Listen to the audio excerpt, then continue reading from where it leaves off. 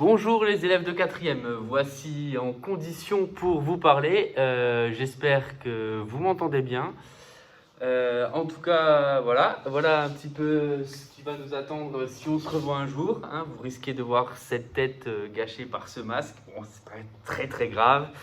Bon, voilà, c'était pour la petite blague, évidemment. J'espère vous revoir, mais clairement, si je vous revois, ça sera dans ces conditions. Là, en attendant, on va reparler normalement pour que ça soit audible. Et on va corriger donc le dernier exercice, la dernière série d'exercices sur la proportionnalité. On pouvait finir cette proportionnalité qu'en beauté en parlant évidemment d'un sujet qui me tient à cœur et du foot et notamment du FCMS. Donc, petit sujet créé pour l'occasion avec du coup l'arrêt de la Ligue 1. Félicitations du coup au FCMS et à son maintien largement mérité.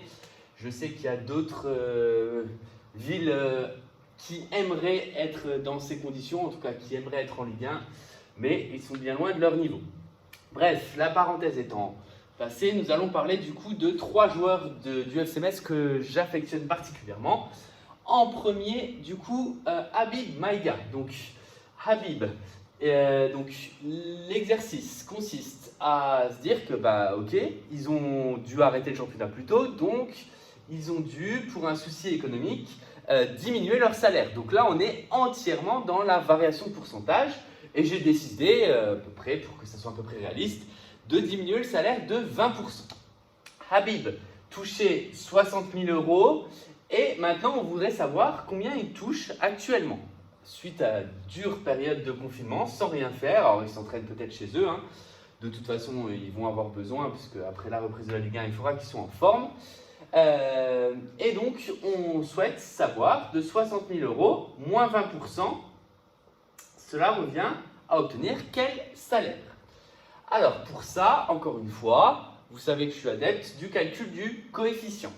Un coefficient de moins 20%, on est déjà tombé dessus. Le coefficient va donc être égal à 1 moins 20%. Je commence par calculer ce coefficient. 1 représente 100%, moins 20%, ça veut dire qu'il reste 80%, et donc du coup 80%, ça fait un coefficient qui est égal à 0,8. Ainsi, pour trouver le nouveau salaire d'Habib Maïga, on va du coup devoir multiplier l'ancien salaire par 0,8. En multipliant l'ancien salaire par 0,8, on obtient donc un salaire de 48 000 €. Ainsi, pendant cette dure période de confinement, Habib a continué à toucher 48 000 €. Évidemment, tous les chiffres que je cite sont sortis de mon imagination et ne représentent certainement pas la réalité. Je ne me suis pas renseigné pour avoir des chiffres exacts et pour avoir des pourcentages exacts, mais voilà, c'est à peu près un ordre d'idée. Donc, ce qui revient à faire une perte de salaire de 12 000 €. Maintenant, deuxième question très importante. Notre attaquant buteur Habib Diallo, cette fois-ci, lui, il touche actuellement plus que 45 000 € par mois. Et on se pose la question, combien il touchait avant le confinement? Pour ça, on va du coup avoir besoin de faire un retour en arrière. Et je vous en ai parlé quasiment tout au long des pourcentages de ce retour en arrière. Le 45 000 € là, il a déjà subi une perte de 20%. L'erreur serait de penser que les pourcentages se compensent. C'est-à-dire, se dire que si je perds 20% dans un sens, pour revenir en arrière, une évolution réciproque serait d'appliquer un pourcentage de plus 20%. Or, non, car les pourcentages sont basés sur une quantité et donc ces pourcentages ne s'additionnent pas. Ainsi, on ne peut pas appliquer une augmentation de 20% pour un retour en arrière.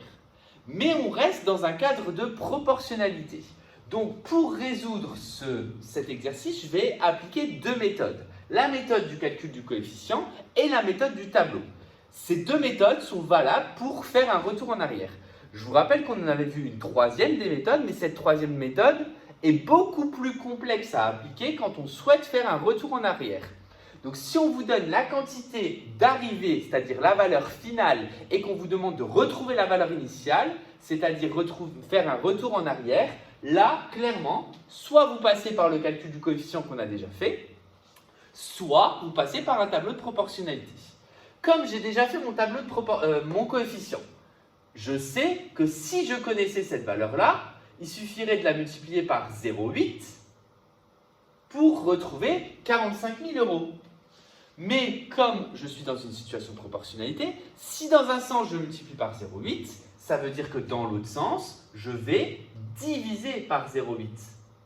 Ainsi, pour retrouver le salaire que touchait Habib Diallo avant la restriction budgétaire du FCMS, il suffit de calculer donc l'ancien salaire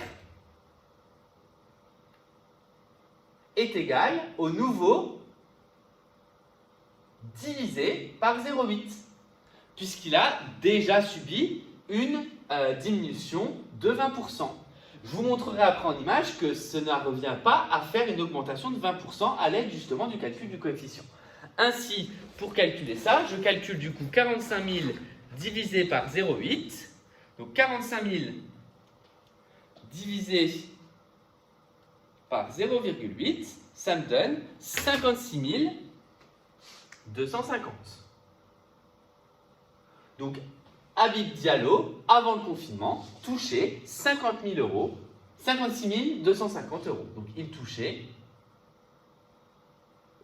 56 250 €. Si maintenant j'avais fait l'erreur de penser que les pourcentages se compensent, et donc du coup de multiplier, de prendre ce montant-là et de l'augmenter de 20%, vous allez voir que le résultat ne serait pas le même, puisque une augmentation de 20% revient en calcul de coefficient à multiplier par 1,20. Si je multiplie 45 000 par 1,20, c'est-à-dire que je lui fais subir une augmentation de plus 20%, ce qui est faux, je le rappelle, donc multiplié par 100% plus 20%, ça fait donc 120%, donc 1,20. Si je multiplie ici par 1,20, j'obtiens un salaire qui serait de 54, aïe aïe aïe, quel mauvais chiffre, encore une erreur, 54 000 €. Et donc, du coup, on voit que cela ne revient pas à faire une augmentation de 20%, ça ne se compense pas.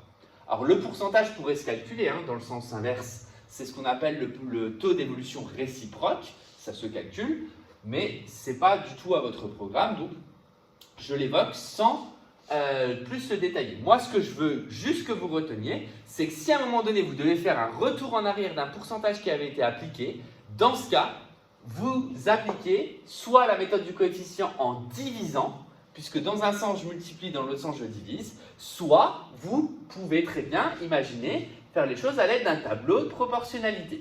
Donc voici la deuxième façon de faire. Je représente mon pourcentage ici. Je représente mon salaire ici. Ainsi, mon salaire de 100% qui était avant la réduction, je ne le connais pas. Mais je sais qu'après une baisse de 20%, donc c'est-à-dire je me retrouve avec 80% de mon salaire, le salaire en question est de 45 000 €. Et bien pour trouver le salaire ici, par exemple, nous pouvons faire l'égalité du produit en croix. C'est-à-dire pour calculer cette valeur-là, nous pouvons très bien calculer 45 000 fois 100, le tout divisé par 80. Et si je regarde 100 sur 80, c'est exactement divisé par 0,8, parce que 0,8 c'est 80 sur 100, donc divisé par 0,8, cela revient à multiplier par l'inverse, donc 1 sur 0,8, c'est-à-dire 100 sur 80. Ainsi, on va retrouver la même somme, c'est-à-dire 56 250. Donc là, à l'aide du tableau, en y mettant du sens, je ne connais pas mes 100% puisque c'était ma valeur de départ. Je sais que mes 100% ont été diminués de 20%, donc ça veut dire qu'il me reste 80%. Les 80% restants représentent la somme d'arrivée, c'est-à-dire les 45 000 €. Ainsi, mon salaire vérifie du coup la quatrième proportionnelle manquante qu'on peut trouver à l'aide notamment du produit en croix ou à l'aide de simplement de relations de proportionnalité en se posant la question quel est le coefficient ici ou quel est le coefficient qui permet de passer de là à là. Et en effet, de là à là, ça va être divisé par 0,8. Ainsi, on trouve 56 250. et on ne trouve pas 54 000 euros. Si vous avez trouvé 54 000 euros, c'est que vous avez fait l'erreur en pensant que les pourcentages se compensent. Et non, malheureusement, si un jour vous devez avoir une perte de salaire, comme ici, de 20%, si après votre patron vous dit ok, là c'est la crise sanitaire, tout ça, je suis obligé de baisser ton salaire parce que tu es en télétravail de 20%, si après il dit tu reviens au travail et je te l'augmente de 20%, ça reviendra au même. Évidemment que non, d'accord? 20%, moins 20%, plus suivi d'une augmentation de 20%, ça ne permet pas un retour à l'initial. Donc soyez très vigilants à ça. On est moins que l'initial, hein, d'accord? Si vous baissez de 20% et que vous augmentez de 20%, vous tombez sur 54 000 euros, ce qui est moins que votre salaire initial. Donc, ça ne se compense pas. Et en plus, c'est moins. Donc, soyez très vigilants à ça.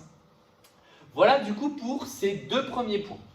Ensuite, je voulais aussi, si c'était possible, en plus qu'ils voient cette vidéo, ça serait magnifique, mes potes du FCMS, notamment tous mes potes sénégalais, toute la colonie black du FCMS à qui je dédicace cette vidéo. Grand respect à vous pour le maintien.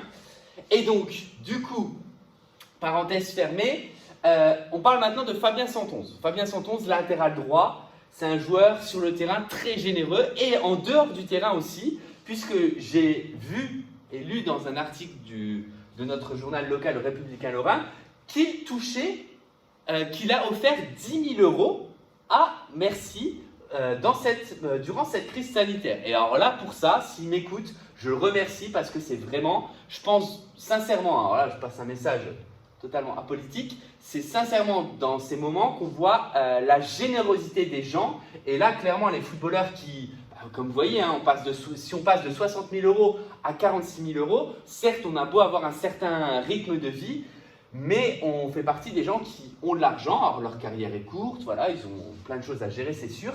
Mais en tout cas, le geste là est vraiment très beau et je pense que les soignants en ont besoin. Donc c'est vraiment important, ce type de geste est à applaudir autant que les soignants qui pratiquent un travail magnifique en ce moment et très difficile. Voilà, je referme la parenthèse. Donc il a offert 10 000 euros. Donc il touchait 50 000 euros par mois. Ce qu'on va faire dans un premier temps, c'est on va chercher à savoir combien il touche après ces 20% de perte. Donc on va calculer 50 000 fois 0,8. Encore une fois, je vous le rappelle, j'ai déjà calculé le coefficient, donc je peux m'en servir. Je connaissais son ancien salaire, je multiplie par 0,8. On obtient donc un salaire de 40 000 euros. Sur ces 40 000 euros là, il en donne 10 000 euros. Donc ça veut dire qu'il lui en reste 30 000. Ainsi, moi ce que je cherche à savoir dans la question B, donc ça c'était la question A, il lui reste 30 000 euros. Vous voyez quand même, en donnant 10 000 euros, il reste quand même 30 000 euros. Donc il lui reste 30 000 euros. Évidemment encore, je le rappelle, hein, toutes ces sommes sont fictives. Elles sont totalement sorties de mon imagination. Pas les 10 000 euros par contre. Les 10 000 euros, ça reste quelque chose que j'ai lu dans le journal. Donc il lui reste 30 000 euros pour vivre. Il est donc passé de 50 000 à 30 000. Donc ça veut dire que sa variation, elle est passée de 50 000 à 30 000 euros. Et on cherche à savoir, ça revient à quel pourcentage de perte de salaire. Pour ça, rien de tel, encore une fois, que la formule valeur initiale, valeur finale. Et donc du coup, la formule c'est VF moins VI sur VI, ce qui revient donc à dire 30 000 moins 50 000 sur 50 000, ce qui fait donc une perte de salaire de donc 30 000 moins 50 000 divisé par 50 000, ça fait moins 0,4, ce qui revient donc à dire une baisse de salaire de 40%. Donc au total, s'il touchait 50 000 euros, le fait de donner 10 000 euros revient de lui avoir fait perdre 20% de plus, c'est-à-dire 20% que le FCMS ne lui a pas donné, et encore 20% pour avoir cédé 10 000 euros, ce qui fait un total de 40% de perte. Mais même avec 40% de perte, on se retrouve à 30 000 euros. Donc voilà, donc petit message sur cet exercice qui me tenait à cœur de créer. Et ça me permet aussi en même temps du coup de faire une petite dédicace puisque je sais que certains potes de Sainte-Marie, notamment donc, comme j'ai parlé des Sénégalais du FCMS, en tout cas de la colonie Black comme je les appelle, du FCMS, et ben voilà, je fais aussi une petite dédicace à ma colonie Black de Sainte-Marie que j'adore, même s'ils adorent me faire perdre, notamment à PES. Voilà, la parenthèse étant parlée, évidemment, n'y voyez aucun propos déplacé dans ce que je viens de dire. Tout ça, les gens visés le comprendront, le comprennent, et il n'y a aucun propos déplacé à voir là-dedans.